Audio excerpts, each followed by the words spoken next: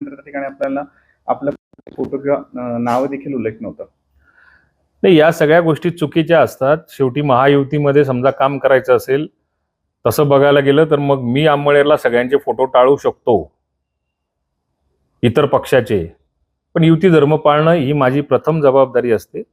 ज्या ठिकाणी अशा स्वरूपाचं समजा टाळण्याचं काम असेल तर ते योग्य नाहीये. मी याच्या बाबतीमध्ये ज्यावेळेला समन्वयक समितीची बैठक होईल, त्याच्यामध्ये आमच्याही पक्षाचे 2 मंत्री असतील, त्यांच्या तो कानावर विषय घालेल आणि समन्वय समितीने आपापल्या नेत्यांना, आपापल्या तालुक्यामधल्या आमदारांना, खासदारांना या सगळ्या गोष्टींची सूचना दिली पाहिजे. आमदार मंगेश चव्हाण यांनी हा कार्यक्रम आयोजन केला, त्यांनी इन्व्हिटेशन पाठवलं होतं आपल्याला?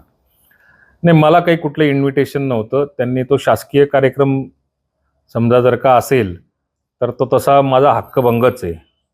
मला आमंत्रण काही त्यांच्याकडनं मिळालेलं नव्हतं आणि कसला कार्यक्रम होता त्याचीही मला कल्पना नव्हती. पण ही प्रशासनाची जबाबदारी असते की आमच्यापर्यंत निरोप पोहोचवणे किंवा आमच्याशी फोनद्वारे का असेना संपर्क करणे. शासकीय कार्यक्रमांमध्ये जरी विरोधक असला तरी सुद्धा त्याला आमंत्रण हे बंधनकारक असतं. मी तर काय सत्तेतला आमदार आहे, त्यामुळे ते माझे मित्र आहे, त्यांचं मित्रावरती जास्त प्रेम आहेच, म्हणून कदाचित त्यांच्याकडनं टाळलं गेलं असेल किंवा त्यांच्याकडनं राहून गेलं असेल. पण मला असं वाटतं की त्यांनी टाळलं नसेल, ते राहून गेलं असेल. घटक पक्ष म्हणून दादा आपल्याला निमंत्रण राष्ट्रवादीचे आपण जिल्ह्याचे आमदार आहात, नेते आहात, महायुती म्हणून जर आपण एकत्र कार्यक्रम घेत असाल तर तुम्हाला आमंत्रण.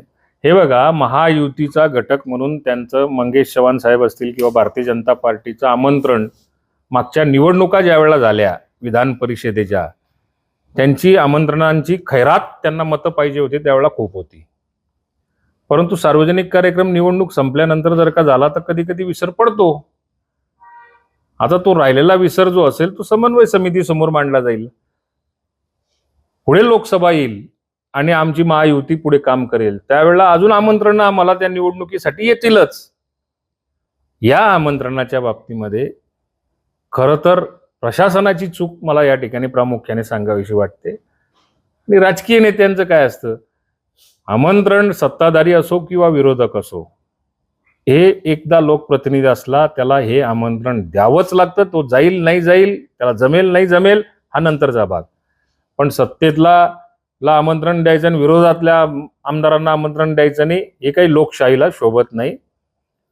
पण मंगेश चव्हाण किंवा गिरीश भाऊ पक्षश्रेष्ठी जे आहेत भारतीय जनता पार्टीचे, त्यांचं आमंत्रण आम्हाला निवडणुकांमध्ये आवर्जून असतं. आम्ही आमची भूमिकाही व्यवस्थित पार पाडतो. सरकारी कार्यक्रम आहे, निवडणुका नाही आहेत, त्याच्यामुळे कदाचित त्यांच्याकडनं राहून गेलं असेल. मी त्यांना नक्की विचारेल.